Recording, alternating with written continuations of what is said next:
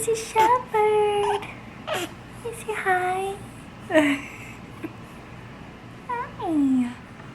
Hi, welcome back to my channel. In today's video, I am going to be sharing my birth story with baby Shepherd.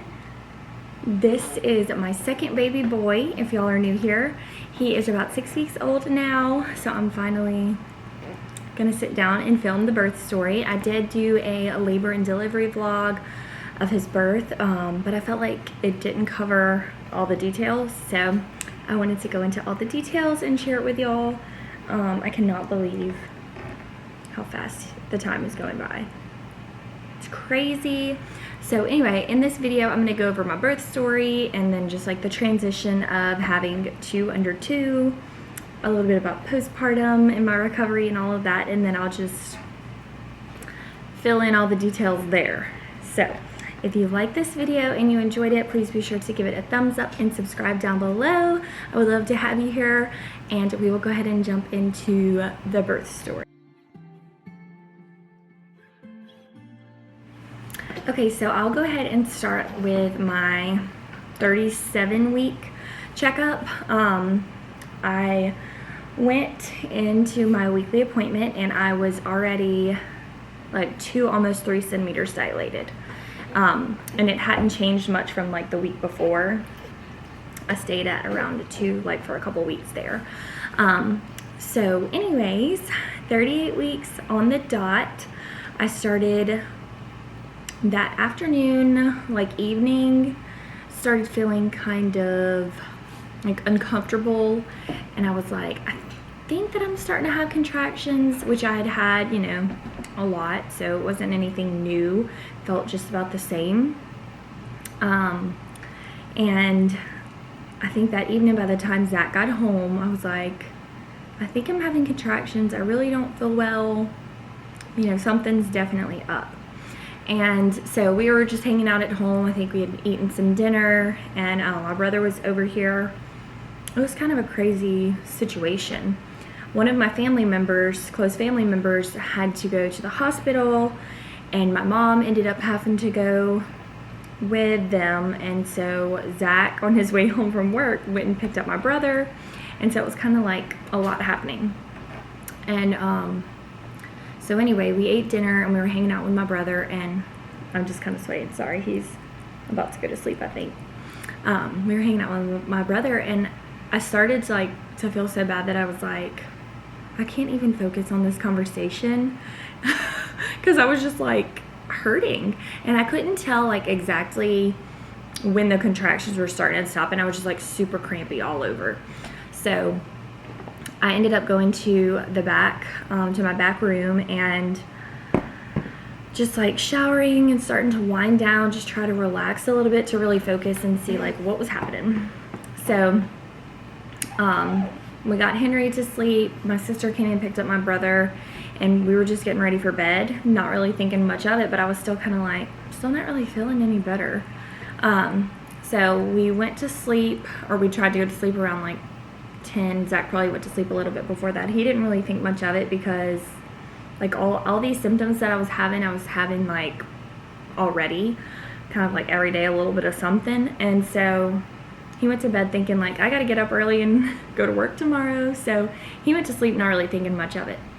And I was texting back and forth with my mom, who was at the hospital with one of my family members, like I said. And I remember texting her like, I feel like it's gonna be a long night, so I'm gonna try and go to sleep to get some rest. And she was like, I feel like it's gonna be a long night for me too. So anyway, it was kind of crazy. Everybody was just like in mumbo jumbo all over the place. So I think I went to bed around like 10:30, and I did try to time the contractions a couple times, but I really couldn't like get a good gauge on how far apart they were and all that. So I went to sleep, and I think I maybe slept for like an hour, maybe. And I woke up and I was still having the pain. It had gotten a little bit more intense. So I was like, okay, let me try and time these. So I stayed up, laid in bed pretty much the whole time, and I was just like, let me try and time these. So I started timing them, and at that point I really could feel for sure when they were really starting and stopping. It was like a definite pain all across my stomach and my back, everywhere. So I was like, okay, I'm for sure having contractions, and I'm for sure having them, like, I think they were like 5 minutes apart. And so time went on, and I just stayed up, tried to sleep, but I really couldn't sleep because of the pain. I just stayed up timing the contractions. I woke Zach up a couple times and just kind of told him what was going on, and he was just kind of like out of it, sleeping. And so I really didn't know what to do. I didn't really know for sure, like, that was for real. And I was like, I mean, surely my water will break or something will happen that will make me like, okay, I've got to go to the hospital. And so anyway, I think around like 3 a.m. I finally woke Zach up, and I was like, okay, it's getting pretty intense. Like, it's not going away for sure, and I'm kind of really starting to hurt. So I was like, I think I should call the nurse, the on-call nurse, and just see what they tell me to do.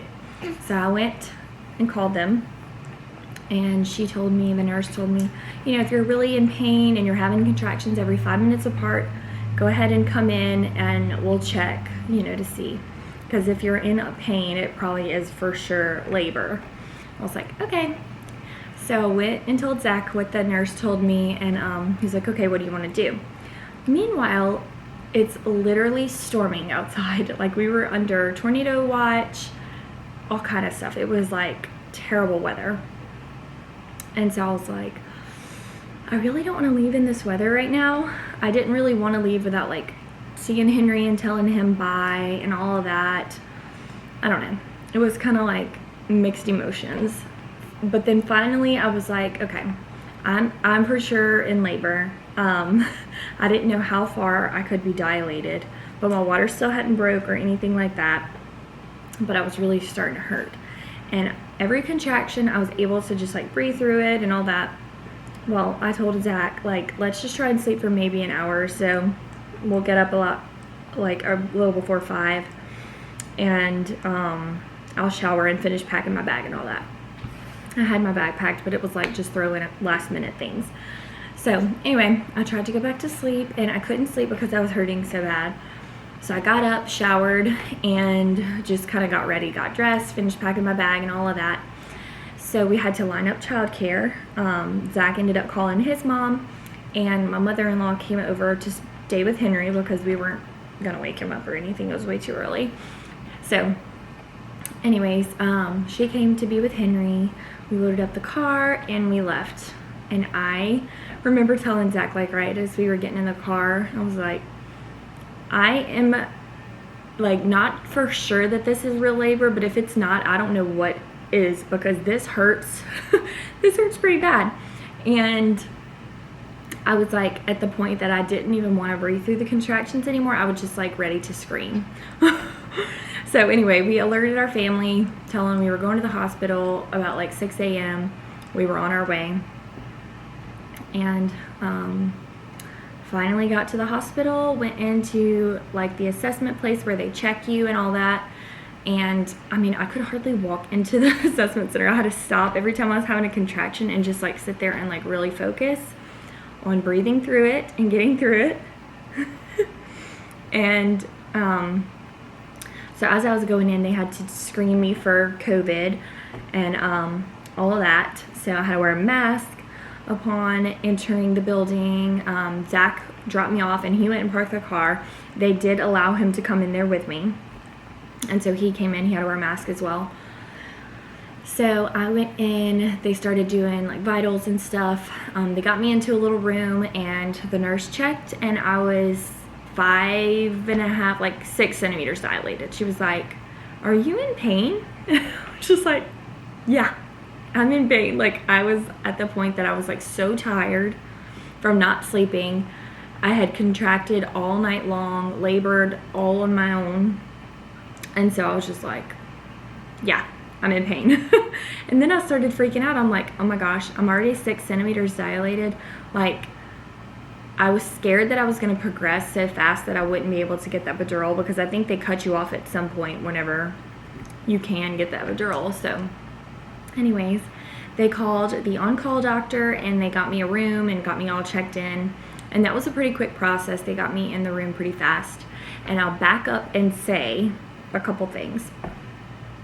It was a Wednesday, June 23rd, and I knew that my doctor didn't work on Wednesdays. And I really like and my heart wanted her to be there. So I was like, the whole entire night, I was like, I cannot be going into labor. I need to wait one more day, Thursday, and I can go into labor then, because that's when my doctor's appointment was for my 38-week appointment. So I was like a little bit sad about that, but I was like also just like, okay, the baby has to come. I'm in labor anyway. There's no stopping it.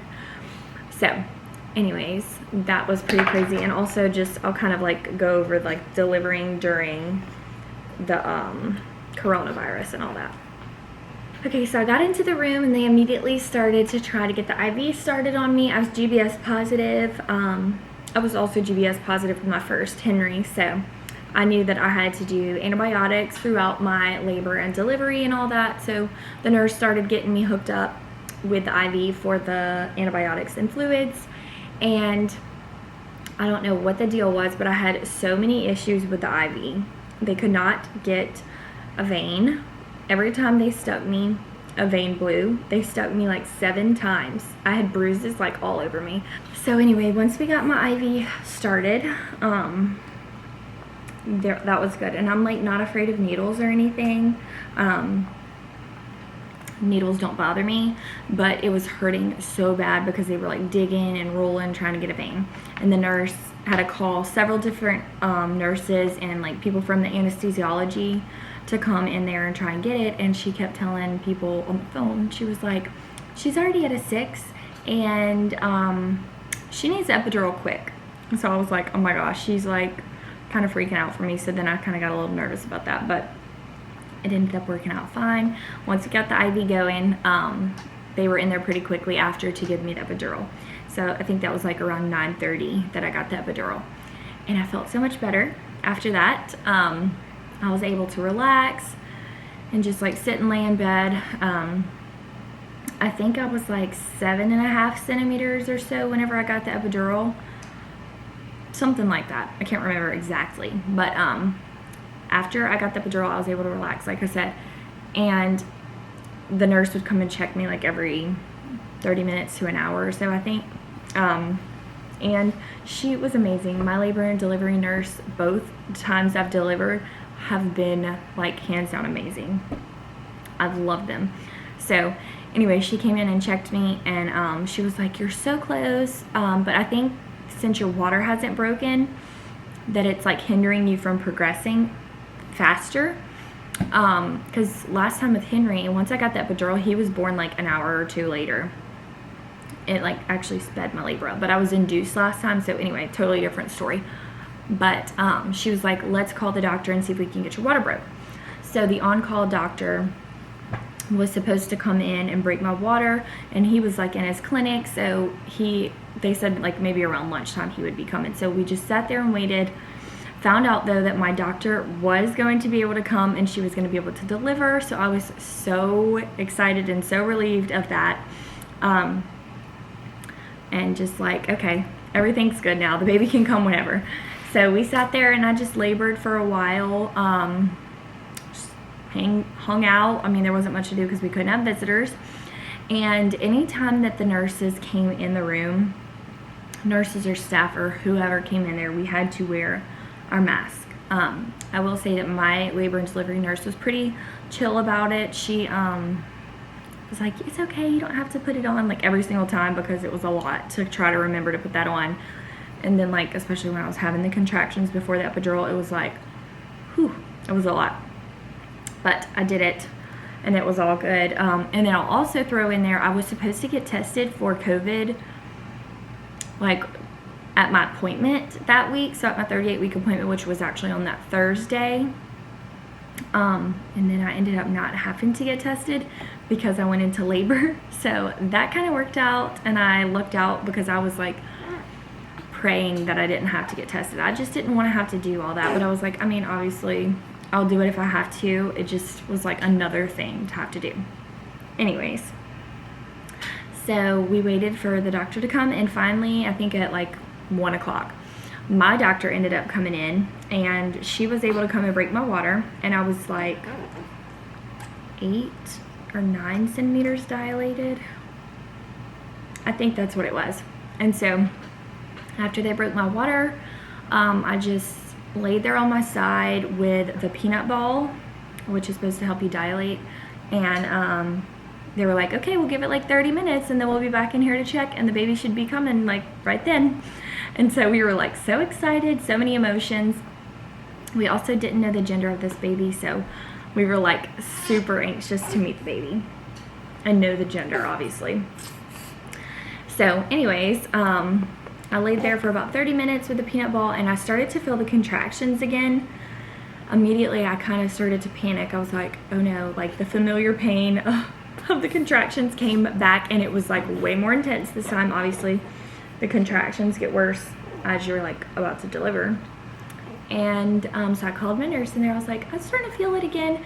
We pressed the epidural button to give you like a little bit more medicine, and it didn't work. So I was like, I don't really want to get a whole nother like dose of the epidural, because then I'll be numb for so long after, and I didn't really want that. So I was like, it's fine, I think I'll be okay, I'll just try and push through it. So she came back unchecked, and I was fully dilated. We did a practice push. Only was able to do like one before she was like, okay, stop, let's go get the doctor. And so she starts calling everybody in there, and all the nurses and staff and everybody come in there and get everything set up. And it was pretty simple and easy, except for having to wear the mask. That part, thankfully I couldn't feel much pain except for the contractions, but it was kind of good that I could feel the contractions because it helped me to be able to push a little better. I pushed 4 times in between 2 contractions, and he was here. He was born, and she announced that it was a boy, and it was so exciting. The whole room was just like, nah. Everybody got so excited. And that is one thing that I would recommend to you about birth, is just be surprised. There's not many surprises in life, and that was one that was so much fun, like a moment I'll never forget. We actually found out the gender of my first son, and that was fun too, but I think I liked it more not knowing the gender and being surprised. I don't know, it's just fun. So anyway, he started to come out, and I remember my doctor saying, hang on, like hold up or something. And so I stopped pushing on the last push, and I kind of started to like sense that something was going on, because like everybody's face looked super concerned. And I was like, is everything okay? Like, can someone explain to me what's going on? And so Zach finally like looked over and realized what was happening. The cord was wrapped around his neck as he was coming out. So it was a quick thing. My doctor immediately clamped and got it off. And she like quickly reassured me that everything was good, that, you know, she explained what happened and all that. So I was like, okay, good. He came out, he was just fine. And they laid him on me. And I mean, we were just like, I was bawling. Just like another boy. He was so tiny and sweet. And I was just like, it was such a surreal moment. And so he laid there on my chest for a while. We did skin to skin. He latched on, and we were able to breastfeed for a while, and he did really well with that. And then they weighed him, and they did like his little bath and all that after we ate. After I fed him, he ate, and then we FaceTimed our family to tell them the gender. They had like a really big watch party at my parents' house, and so that was really fun. Obviously not as fun as it would be to have them there, but it was still fun to be able to like share the moment with them. And he was 8 pounds 1 ounce, so a lot smaller than Henry. I say a lot, I mean he was still a pretty big baby, but Henry, my first, was 9 pounds 13 ounces. So he was way smaller compared to Henry. And he was 20 inches long. Henry was 21 inches long. And he came out with like this full head of dark hair and like these blue eyes. So anyway, it's just funny how him and Henry look so different but alike in so many ways. So that's funny, but it was so exciting. And then after they did all that, we went up to our room, and we had a pretty easy stay. He did have a little bit of jaundice when he was born, which Henry did too. So a lot of breastfed babies, they say, can have that, but it got better pretty quickly after. So that was good. and we didn't really have any issues. Like I said, during COVID, we had to wear the mask when anybody came in our room, when any staff member came in our room. So when they came to check my vitals, or the nurses came in to check on us, when the pediatrician came to check on the baby, all of that, and they delivered our food. But it wasn't really bad. Delivering with the mask wasn't as bad as I thought either. It was like so much like heat, because I was really trying to breathe and like hold my breath to push, and it was a lot. But it definitely wasn't as bad as I thought. So I was really thankful about that. All of her prayers were answered, which I'm so thankful for. We had amazing staff. My doctor was able to be there, like every last little detail. He was healthy, I was healthy. We had no issues, no complications, and I'm just like still so thankful, and just still so shocked that I have another little boy. He's such a good little baby. I think that he does have like a little bit of like a colic, or like a maybe like a reflux or something. He hasn't been back to his pediatrician in a couple weeks. We go in a couple weeks, but he just gets a little fussy at night. It's not bad, but I can just tell like something with his stomach, something's going on with his stomach. So anyways, other than that, he is so sweet. Oh my goodness. And recovering postpartum has been pretty easy. The first week after birth was kind of rough.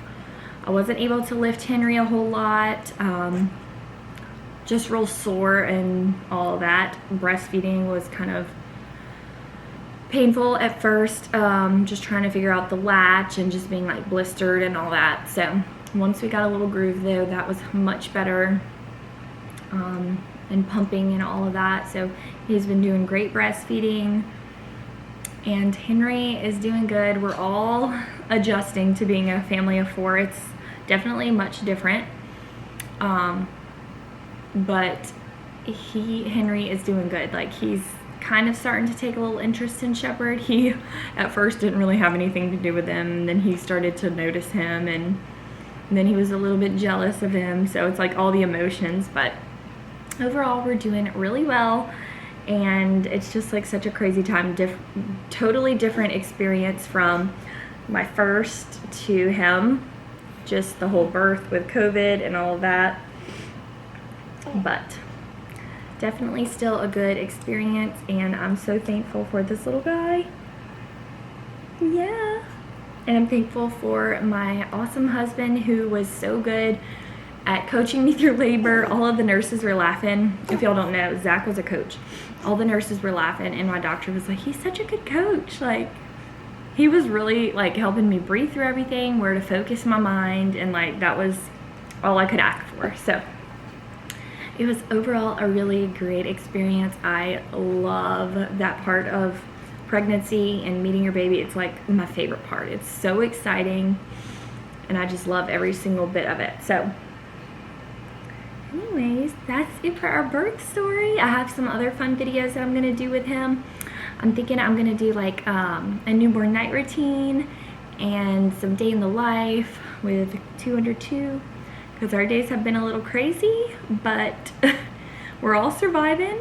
It's definitely a different season of life for sure, but it's a very sweet season, and it's a very stressful season, I will say. So anyways, that's gonna be it for this video. I hope that y'all enjoyed, and I will see y'all in the next video very soon. Thank y'all for watching.